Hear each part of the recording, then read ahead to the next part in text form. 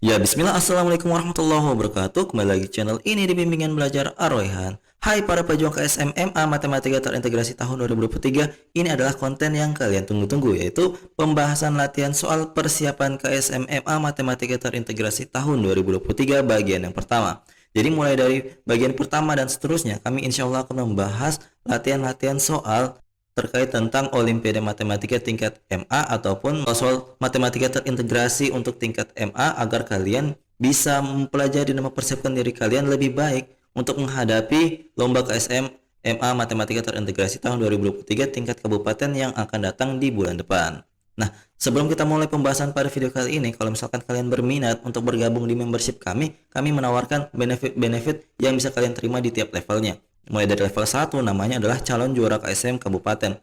Nah, benefit yang kalian terima yang pertama, nama kalian ketika kalian memberikan komentar di tiap video kami akan ada badge khusus yang menandakan berapa lama kalian sudah menjadi membership kami. Yang kedua, kalau misalkan kalian memberikan komentar kalian di setiap video kami akan memprioritaskan kalian untuk dibalas duluan komentarnya. Nah, sedangkan kalau untuk level 2 membership kami itu namanya adalah calon juara KSM provinsi, di mana benefitnya kalian terima adalah kalian akan menerima akses lebih awal untuk setiap video kami. Yang kedua, kami akan menyapa member baru di level ini setiap akhir atau awal video kami. Sedangkan yang terakhir itu adalah kalian akan diberikan sebuah postingan khusus setiap harinya, di mana postingan ini berisikan soal-soal latihan untuk kalian di masing-masing tingkatan. Mau itu yang MI, MA, atau MTS, kami akan menyediakan latihan soal tiap harinya khusus membership level 2 dan juga level 3. Nah, lanjut ke level 3, namanya adalah calon juara KSM nasional, di mana kalian berhak untuk menerima benefit-benefit dari level sebelumnya, tetapi ada tambahan khusus. Tambahannya adalah kalian berhak untuk bergabung di grup WhatsApp kami, para admin dari Bimbel Belajar Ar-Rayhan, di mana kalian bisa bertanya atau berdiskusi tentang soal-soal tertentu di mana kalian susah. Kita akan berdiskusi sama-sama membahas soal tersebut. Kedua adalah video eksklusif pembahasan materi KSM lebih dalam. Jadi di sini kami sudah menyiapkan beberapa pendalaman materi terkait tentang agama Islam yang biasa sering keluar di soal-soal KSM Matematika Terintegrasi. Dan yang terakhir, kalau misalkan kami para admin tidak sibuk, kami akan memberikan materi-materi persiapan KSM itu berupa Zoom meeting, di mana kita akan membahas latihan-latihan soal secara live. Jadi kalian bisa langsung bertanya ketika kami menjelaskan terkait latihan-latihan soal tersebut. Oke, kita mulai pembahasan pada video kali ini, mulai dari soal nomor pertama. Nah, kita mulai dari soal yang pertama di sini. Yuk kita baca dulu soalnya bersama-sama. Jika f dalam kurung x tambah 1 sama dengan 2x kurang 7 dibagi dengan 3x tambah 7, maka nilai x yang memenuhi f komposisi f inverse dalam kurung 3x tambah 4 sama dengan 1 adalah titik-titik. Jadi untuk menyelesaikan soal ini, tentunya kita harus mencari terlebih dahulu nilai fx, barulah kita bisa menentukan f komposisi f yang diinverskan. Seperti itu.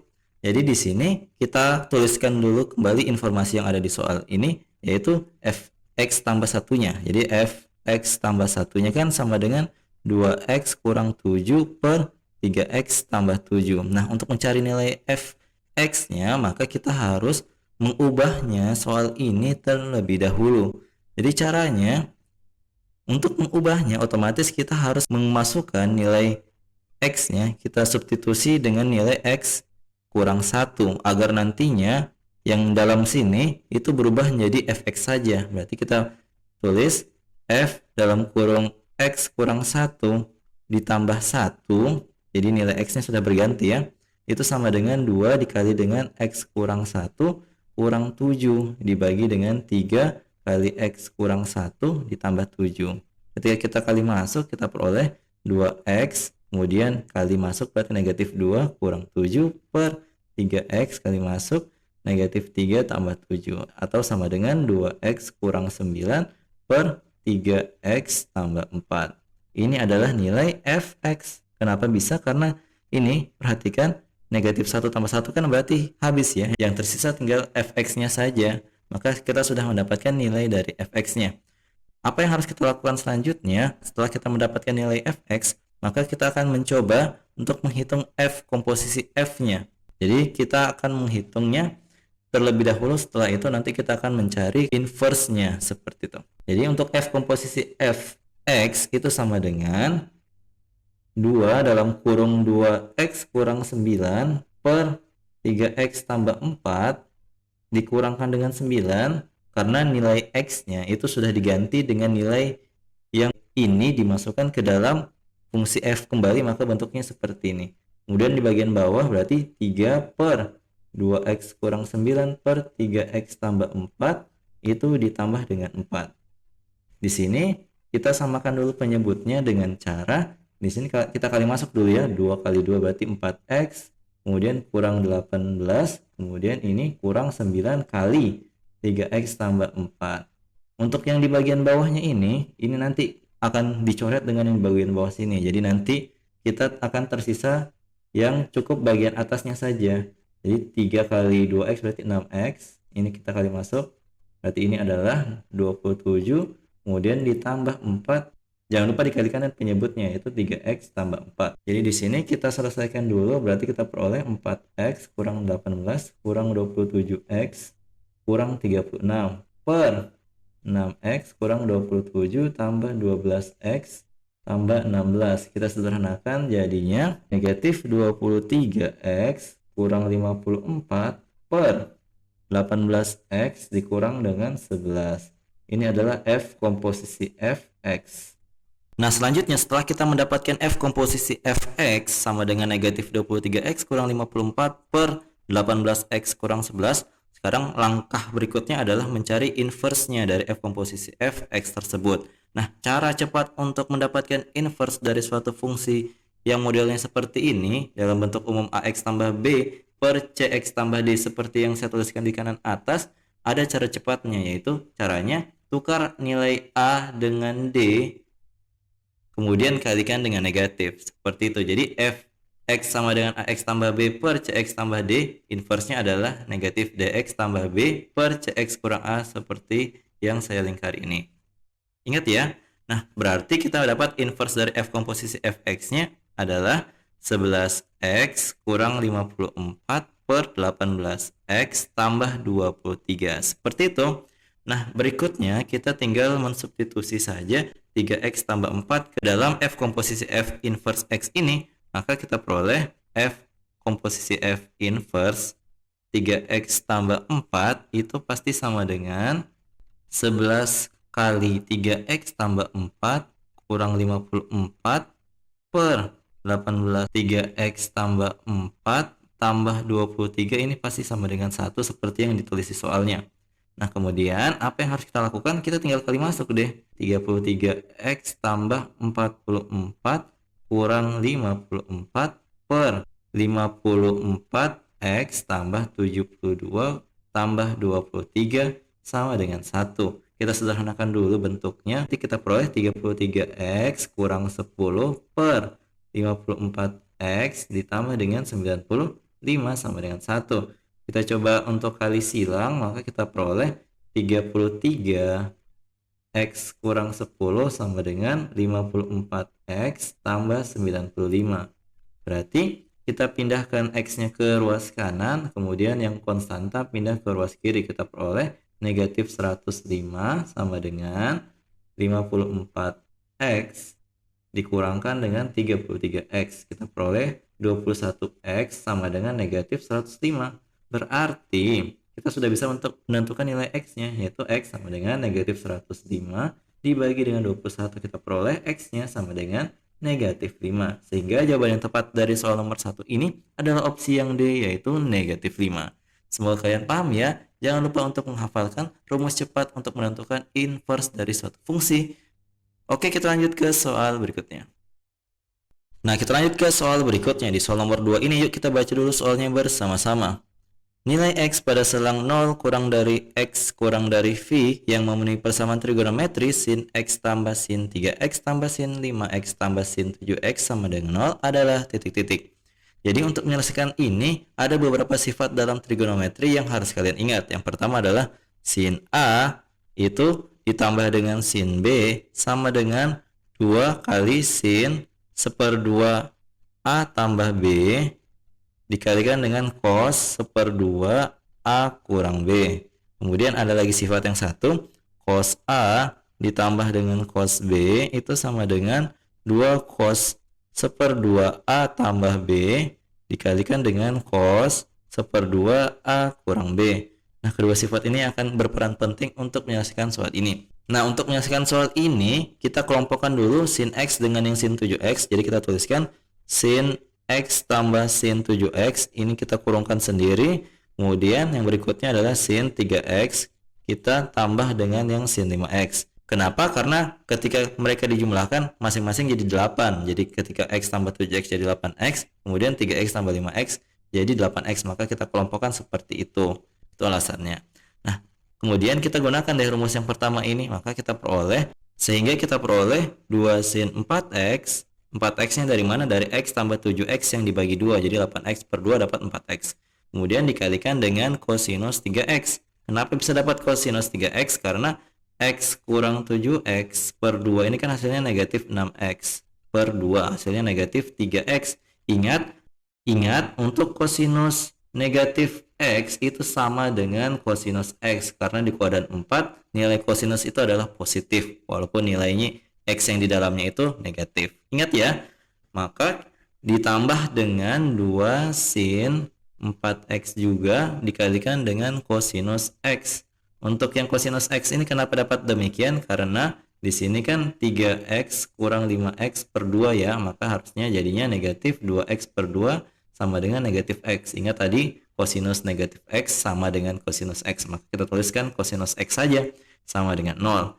Nah, kalian perhatikan di sini ada unsur yang sama yaitu 2 sin 4X dan 2 sin 4X di suku kedua. Maka kita faktorkan keluar, kita peroleh 2 sin 4X itu dikalikan dengan kosinus 3X ditambah dengan kosinus X sama dengan 0. Nah, nilai yang di dalam sini, dalam kurung cos 3X tambah cos X, ternyata bisa kita gunakan sifat yang kedua tadi, yaitu cos A tambah cos B sama dengan cos setengah dari A tambah B dikali dengan cos setengah dari A kurang B. Maka kita peroleh 2 sin 4X dikalikan dengan 2 kosinus 2X.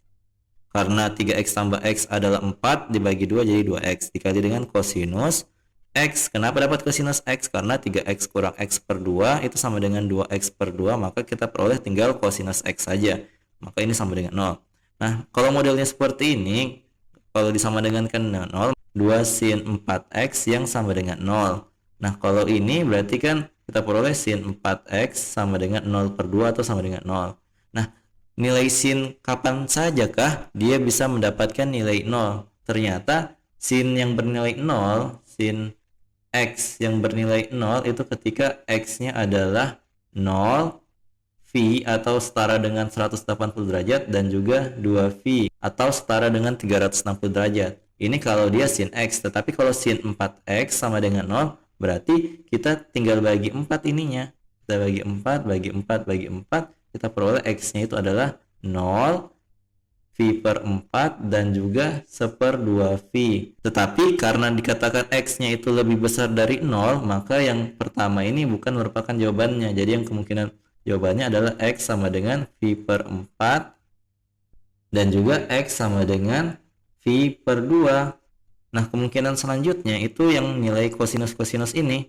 Berarti kita peroleh cos 2X yang sama dengan 0. Jadi yang bagian ini cos 2X. Untuk angka 2-nya abaikan saja karena nanti jadi 0 per 2. Makanya hilang 2-nya itu. Nah, untuk cos 2X, kapan nilai X-nya itu bernilai 0? Yaitu ketika X-nya sama dengan V per 2 atau setara dengan 90 derajat. Kemudian, kapan lagi tuh nilai dari kosinus bernilai 0? Yaitu ketika nilainya itu adalah 270 derajat. Atau setara dengan 3/2V, karena ingat V-nya adalah 180 derajat. Tetapi karena ini adalah cos 2X, karena dia 2X, otomatis nilai X-nya itu dibagi 2 lagi. Maka kita peroleh jadinya V per 4 untuk yang 2X. Ini tadi 4X ya.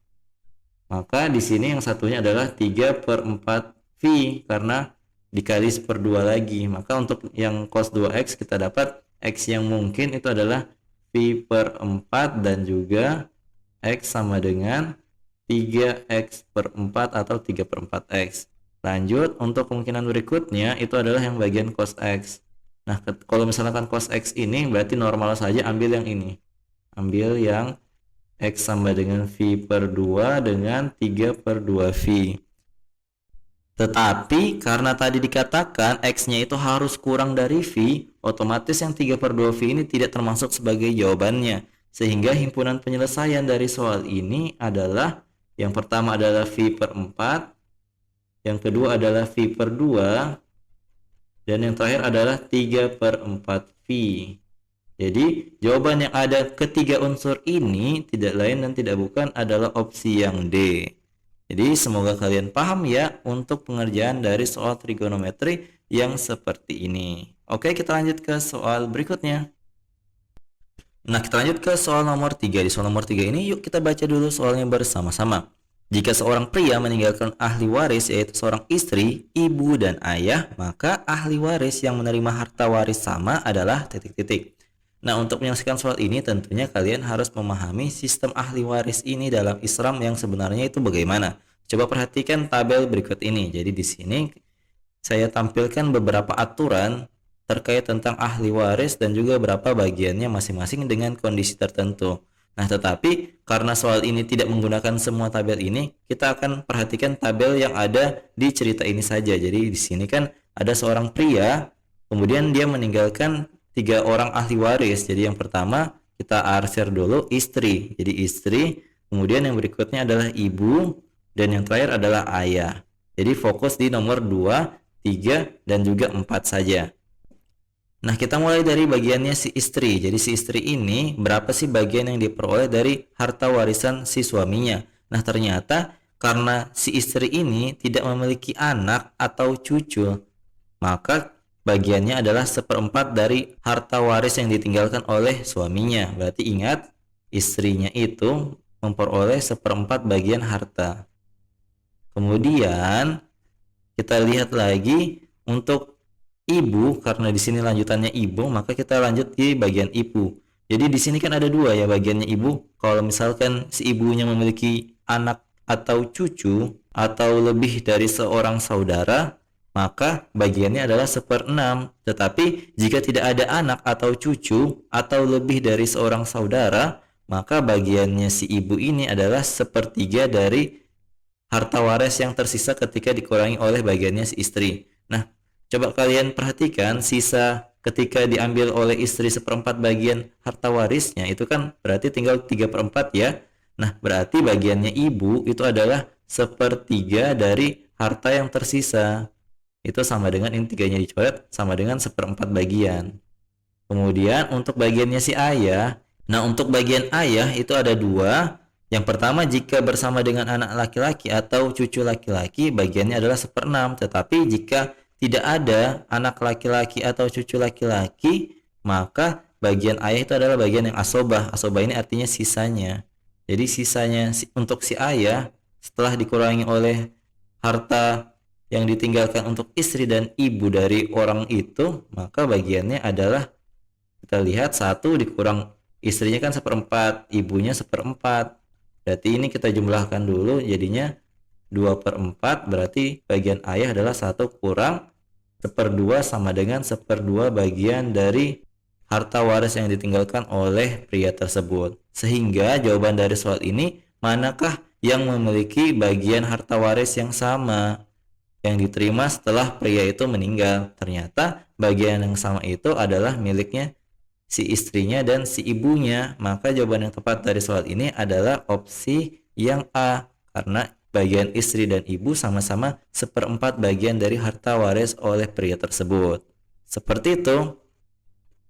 Nah, jadi itu dia tadi 3 nomor latihan soal yang kita bahas pada bagian pertama latihan soal persiapan KSMMA Matematika Terintegrasi tahun 2023 kali ini. Kalau misalkan kalian suka dengan video ini, jangan lupa like, share, and subscribe channel ini. Dan jangan lupa nyalakan bel notifikasi untuk mendapatkan pemberitahuan lebih awal. Oke, sampai jumpa di video selanjutnya. Wassalamualaikum warahmatullahi wabarakatuh.